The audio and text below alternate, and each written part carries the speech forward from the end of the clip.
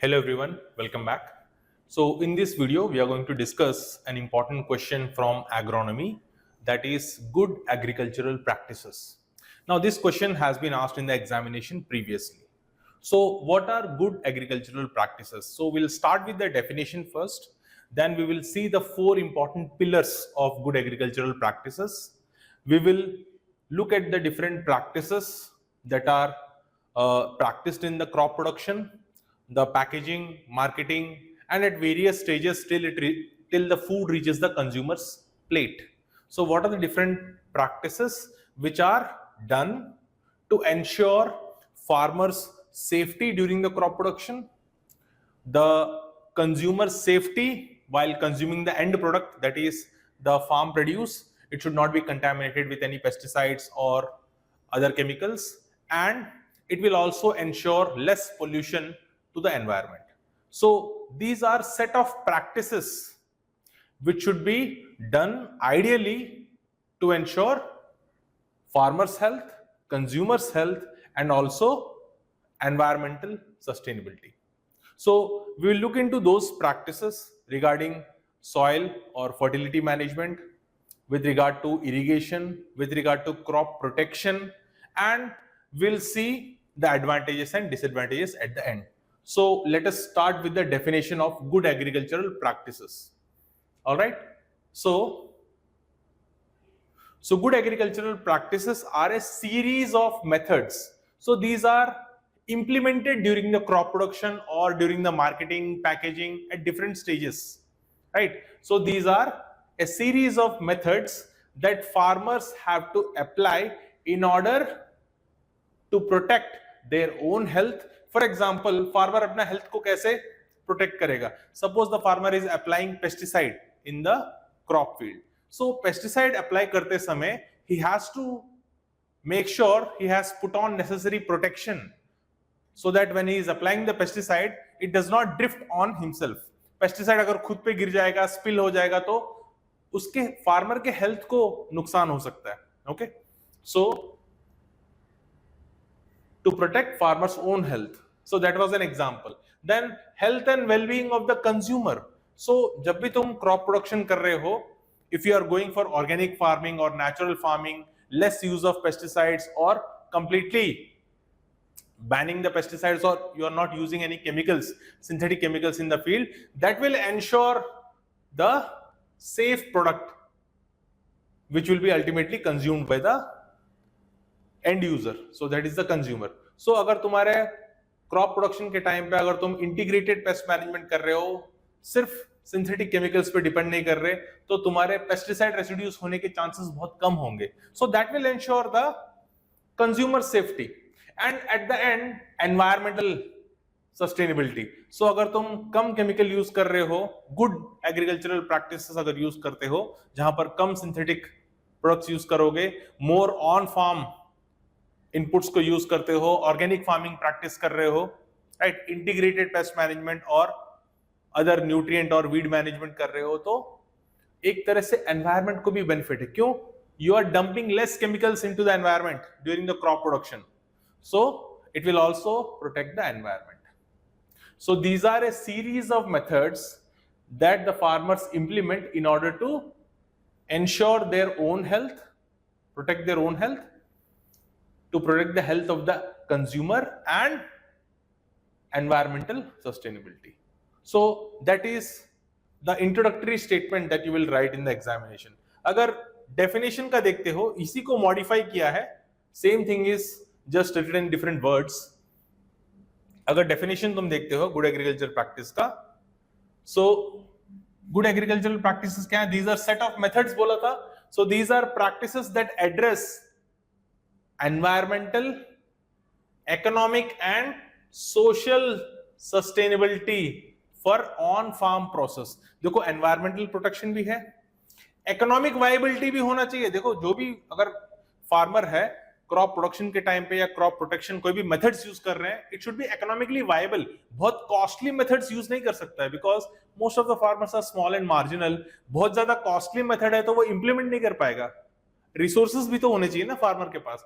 सो economically viable भी होना चाहिए एंड सोशली एक्सेप्टेबल भी होना चाहिए, जो भी प्रैक्टिस है it should be socially acceptable, right? So the practices that addresses environmental, economic and social sustainability for on-farm processes and result in safe and quality food. तो end consumer को भी हमको ध्यान में रखना है. So to ensure the food will be safe, it is not contaminated with any chemicals or pesticides. So food or non-food farm products. So जरूरी नहीं है कि सिर्फ food products हैं, non-food products भी हो सकते हैं, जैसे fiber है, cotton हो गया for example. So non-food agriculture products also, right? So these are the practices that will ensure environmental, economic and social sustainability for on-farm processes, and it will result in safe and quality food and non-food agricultural products. So that is the definition of good agricultural practices. So वो introductory statement था. Now this is the definition of good agricultural practice. अच्छा, जो भी good agricultural practice है, it stands on 4 pillars. जब भी तुम answer लिखोगे तो you have to mention these 4 pillars.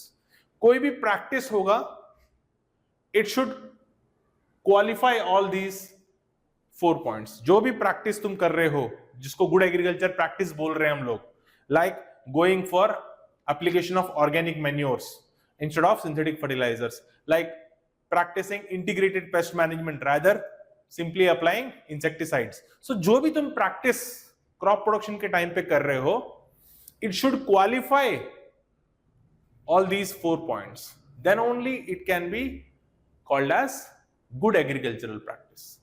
So the 4 pillars of GAP, good agricultural practice के 4 जो main pillars हैं, वो क्या है? First one, economic viability. जो भी तुम्हारा प्रैक्टिस है, जिसको तुम गुड एग्रीकल्चर प्रैक्टिस बोल रहे हो, it should be economically viable, यानी चीप होना चाहिए, सस्ता होना चाहिए, ताकि इवन तुम्हारे small and marginal farmers they can practice it. अगर बहुत ज्यादा कॉस्टली है वो, तो जो स्मॉल फार्मर्स है उनके पास उतना रिसोर्स नहीं होता है उसे प्रैक्टिस करने के लिए, या फिर कोई टेक्नोलॉजी है, अगर बहुत ज्यादा कॉस्टली टेक्नोलॉजी है तो वो लोग अडॉप्ट नहीं कर पाएंगे. Then second, environmental sustainability. So whatever you are practicing, कोई भी मेथड है या कोई भी प्रैक्टिस है, it should not cause any pollution. अगर पोल्यूशन को रिड्यूस नहीं कर रहा है तो एटलीस्ट ऐड नहीं करना चाहिए further to the pollution. So environmental degradation नहीं होना चाहिए उस प्रैक्टिस की वजह से. कम कर रहा है पोल्यूशन को तो और अच्छा है, but at least it should not contribute. So environmental sustainability होना चाहिए. और तीसरा, सोशली एक्सेप्टेबल होना चाहिए. जो भी प्रैक्टिस कर रहे हो तुम, सोशली एक्सेप्टेबल होना चाहिए. अच्छा, इस पॉइंट के बारे में एग्जांपल देने से तुमको समझ में आएगा. ठीक है, सोशली एक्सेप्टेबल का है, for example genetically modified crops अगर तुम देखते हो तो it is not socially acceptable. लोग ना, पीपल आर अप्रीहेंसिव. वो अगर जेनेटिकली मॉडिफाइड फूड है बोल के मालूम चला तो खरीदेगा नहीं लोग, क्योंकि थोड़ा सा डर है ना, जेनेटिकली मॉडिफाइड फूड है, पता नहीं कोई साइड इफेक्ट्स होंगे क्या. सो सोशली एक्सेप्टेबल नहीं है. People will not accept it. और एक दूसरा एग्जांपल लो जो तुमको समझ में आए, हलाल का जो कॉन्सेप्ट है. अगर तुमको मीट सेल करना है, अगर रिलीजन वाइज देखते हो तो मुस्लिम कम्युनिटी अगर हलाल मीट है तभी वो खरीदते हैं, हलाल नहीं है तो नहीं खरीदेंगे, क्योंकि उनके रिलीजियस प्रैक्टिसेस में वो एक कॉन्सेप्ट है.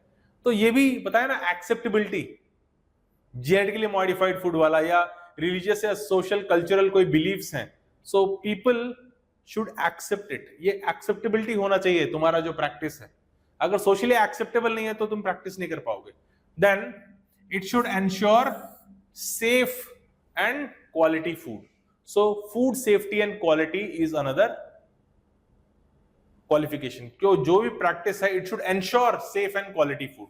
सो अगर कोई भी प्रैक्टिस है जिसको तुम गुड एग्रीकल्चर प्रैक्टिस बोल रहे हो, वो चारों पॉइंट्स में क्वालिफाई होना चाहिए. So these are the 4 pillars of good agricultural practices, right? So it should be economically viable, environmentally sustainable, socially acceptable, and it should ensure quality and safe food.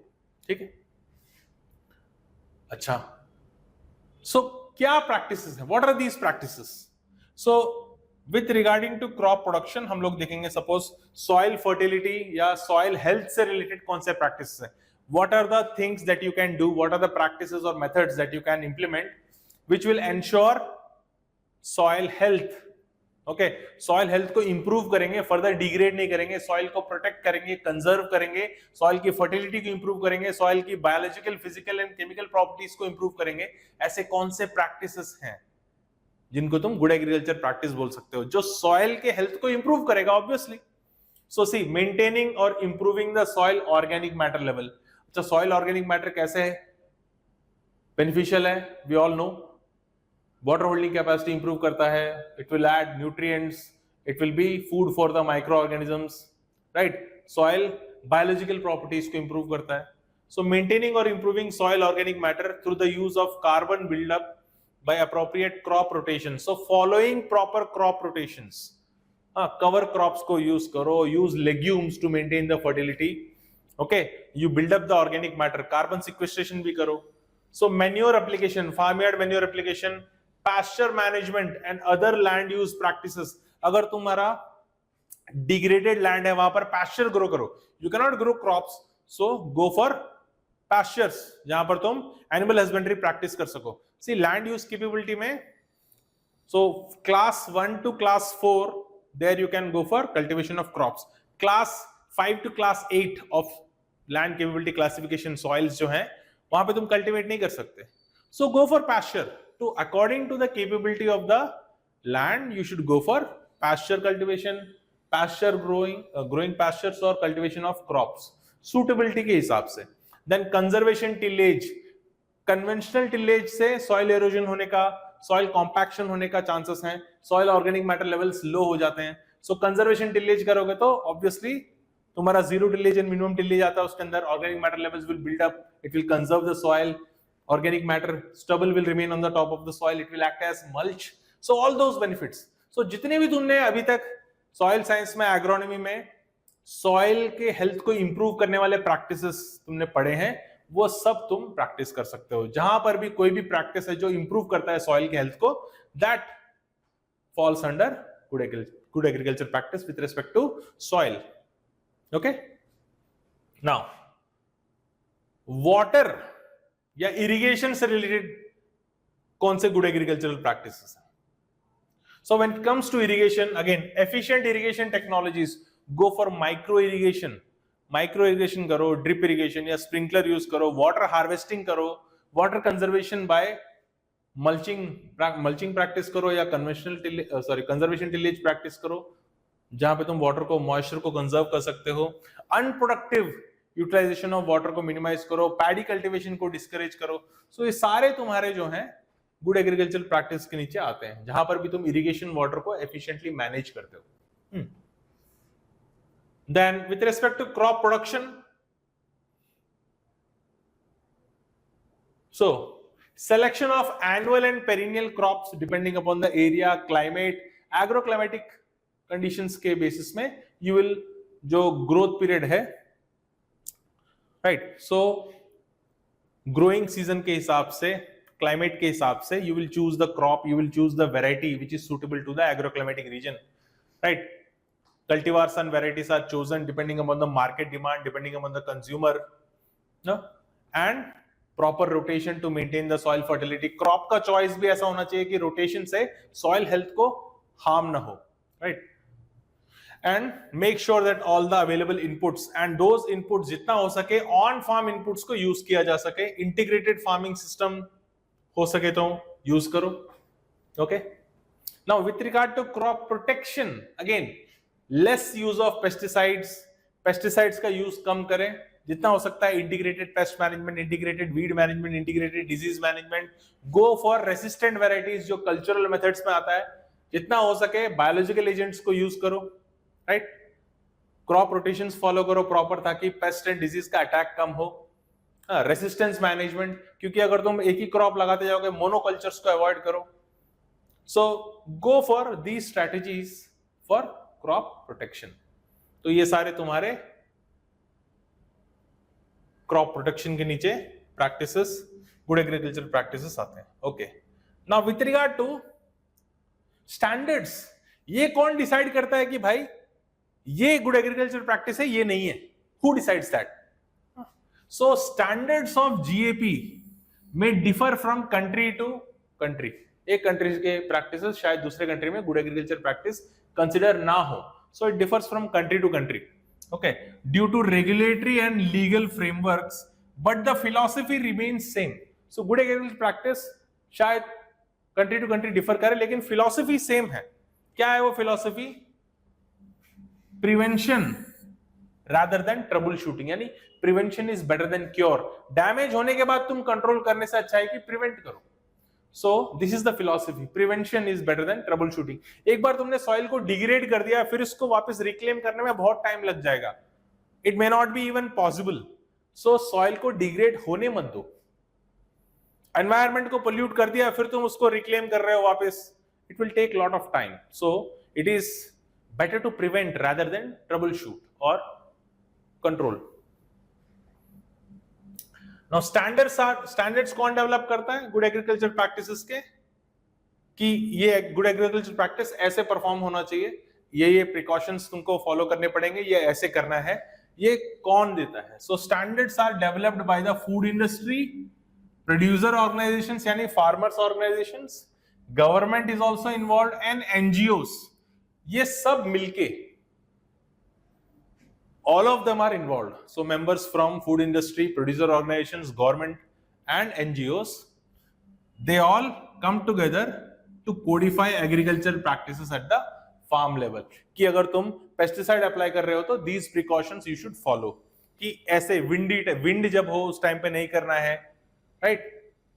So कौन सा तुमको body को कहां से कहां तक कवर करना है during the spray of pesticides, अगर तुम फर्टिलाइजर अप्लाई कर रहे हो तो स्प्लिट डोसेस में करो या ऐसा मत करो। So all those things are codified by these organisations. So food industry के जो मेंबर्स हैं, जो भी फूड प्रोसेसिंग से रिलेटेड या फिर फूड प्रोडक्शन से related, then farmers organisations, government and NGOs, all of them come together to codify the practices at the farm level. So implementation of GAP will certainly lead to long-term income increase for the farmers. Obviously, अगर तुम्हारा produce का quality अच्छा होगा, consumers को benefit मिल रहा है, तो you will have more returns. Farmers को एंड में बेनिफिट होगा एंड कंज्यूमर्स को भी सेफ एंड क्वालिटी फूड मिल रहा है. So it is beneficial for both the producer and consumer. So environmental sustainability भी enforce हो रही है ना. So you are not polluting the environment. So environmental degradation भी नहीं हो रहा है गुड एग्रीकल्चर प्रैक्टिस फॉलो करने से. बट इसके लिए क्या है? Constant training, constant training of the farmers and जो एक्सटेंशन वर्कर्स हैं, जो ये एक्सटेंशन एजुकेशन प्रोवाइड कर रहे हैं regarding these good agriculture practice, they should regularly meet for the transfer of the knowledge. So constant training and education are essential for the farmers and all the people who are involved in the supply chain of agriculture and non-agricultural products, ताकि उनको ये good agriculture practices के बारे में proper information हो और ये कैसे फॉलो करते हैं पता हो. Implementation of GAP begins from crop production. कौन सा क्रॉप सेलेक्ट कर रहे हो, वैरायटी कौन सा सेलेक्ट कर रहे हो, वहां से शुरू होता है एंड ये खत्म कहां पर होता है? कंज्यूमर के प्लेट तक जब तक नहीं पहुंचता तुम्हारा प्रोडक्ट. सो क्रॉप प्रोडक्शन से लेके मार्केटिंग, प्रोसेसिंग, ये सब जो स्टेजेस हैं, they are all involve. Sir इस बीच जो भी हो रहा है, पैकिंग, स्टोरिंग, पैकिंग, ये सब, इस सब में गुड एग्रीकल्चर प्रैक्टिस है. स्टोरेज कंडीशंस कैसे होंगे, स्टोरेज के टाइम पे तुम कौन से केमिकल्स यूज कर रहे हो, कौन से फ्यूमिगेंट्स यूज कर रहे हो, पैकिंग कैसे कर रहे हो, पैकिंग मटेरियल कैसा है, ट्रांसपोर्टेशन कैसे कर रहे हो. सो ये सारे जो स्टेप्स हैं तुम्हारे क्रॉप प्रोडक्शन से लेके मार्केटिंग से लेकर कंज्यूमर के प्लेट तक जब तक नहीं पहुंचता, so all these stages they involve good agriculture practices. Crop production में भी इन्वॉल्व है, मार्केटिंग में भी गुड एग्रीकल्चर प्रैक्टिस है, जहां पर स्टोरेज एंड पैकिंग ये सब होता है. अच्छा, एडवांटेजेस क्या है इसके गुड एग्रीकल्चर प्रैक्टिसेस के? So food quality and safety, obviously consumer को अच्छा क्वालिटी एंड सेफ फूड मिल रहा है. Facilitating market access, reduction in the non compliance risk, permitted pesticides, अगर तुम्हारा जो रेसिड्यूज है वो कम होंगे फूड में, मैक्सिमम रेसिड्यू लिमिट जो है परमिसिबल लिमिट उससे कम होगा तुम्हारा residues, obviously it will B safer for the consumer and also environmental safety है। तो अच्छा, मेन चैलेंजेस क्या हैं?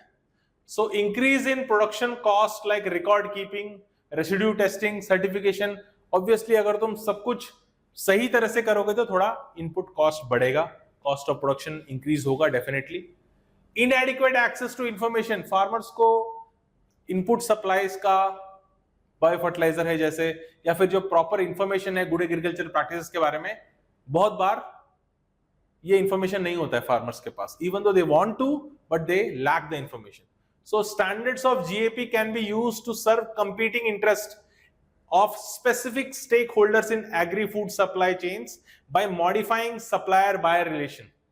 अच्छा, इसका एक एग्जांपल देखते हैं, क्योंकि यहां पर क्या है ना, मार्केट में ये जो कोड्स हैं कि गुड एग्रीकल्चर प्रैक्टिस ये होते हैं, ये होते हैं, इनका मिसयूज हो सकता है। फॉर एग्जांपल सिंथेटिक मीट के बारे में सुना होगा तुमने। सिंथेटिक मीट, जो मीट लैबोरेटरी में बना रहे हैं, they are cultured meat. So synthetic meat synthetic product नहीं है, वो एनिमल प्रोडक्ट ही है, एनिमल से ही आया है। ओके, सिंथेटिक मीट में क्या है, the people who are working in the lab, what they do is they will extract stem cells from the animal के जो stem cells हैं, embryonic cells हैं, उसको extract करते हैं and इन cells को nutrient medium पे grow करते हैं। Okay, they will grow these stem cells or embryonic cells on the nutrient medium to make up meat। तो cells will absorb, so ये pluripotent cells हैं, they will grow and they will turn into meat। वो nutrient absorb करेंगे और cells divide होंगे और meat में convert होंगे। So this meat is produced in the laboratory। ये animal को काट के या मार के नहीं आया है, that is why it is called synthetic, क्योंकि ये laboratory में बनाया गया है। It is not synthetic product but it is coming from the animal only। पर ये लैब में बना है इसलिए सिंथेटिक, थोड़ा सा मिसलीडिंग हो सकता है सिंथेटिक मीट जो टर्म है, बट एक्चुअली एनिमल का जो सेल है, एम्ब्रियोनिक सेल या स्टेम सेल, उससे ही तुमने ये मीट बनाया है। अगर सपोज एक कंपनी है जो सिंथेटिक मीट बना रही है, वो मार्केट में उसका ज्यादा एक्सेस हो, ज्यादा उसका मीट बिके, इसके लिए क्या कर सकती है कि दूसरा जो कंपनी है जो सच में एनिमल स्लॉटर हाउसेस हैं, वो एनिमल को स्लॉटर करके वो मीट बेचते हैं, तो उनके ऊपर ब्लेम कर सकते हैं कि ये लोग गुड एग्रीकल्चर प्रैक्टिसेस फॉलो नहीं कर रहे हैं। They are not following the good agriculture practices, they are giving antibiotics to the animals. Animals को एंटीबायोटिक्स देके, वो सब देके पेन रिलीविंग मेडिसिन देंगे, राइट। बायो एक्यूमुलेशन हो सकता है उन मेडिसिन का, एंड जब तुम वो मीट खाओगे तो तुम्हारी बॉडी में वो एंटीबायोटिक रेसिस्टेंस आ जाएगा, या फिर वो केमिकल्स तुम्हारी बॉडी में एक्यूमुलेट हो जाएंगे। ब्लेम कर सकते हैं ना, ताकि ये जो सिंथेटिक मीट है इसको प्रमोट किया जा सके। So sometimes these good agricultural practices, they can be misused, right? So compliance with GAP standards do not always foster all the environmental benefits। हाँ, GAP से benefits तो हैं, but compliance से सारे जो environmental benefits हम लोग claim कर रहे हैं वो शायद ना हो, so that is another limitation। So this was regarding good agricultural practices। So I hope कि ये जो प्रेजेंटेशन है, ये जो वीडियो है, इससे तुमको एक आइडिया मिला होगा कि गुड एग्रीकल्चर प्रैक्टिस होता क्या है, इसके मेन 4 पिलर्स क्या हैं। हाँ, सॉइल से रिलेटेड, इरिगेशन से रिलेटेड, क्रॉप प्रोडक्शन से रिलेटेड, प्रोटेक्शन से रिलेटेड कौन से प्रैक्टिसेस हैं जिनको हम बोल सकते हैं कि गुड एग्रीकल्चर प्रैक्टिसेस हैं। स्टैंडर्ड्स कौन सेट करता है, राइट, उसका मेन फिलॉसफी क्या है, advantages and limitations. So I hope this video will help you to prepare your notes regarding this particular topic। ये important topic है, फिर से एग्जाम में आ सकता है। All right, I hope this video is helpful। Thank you very much।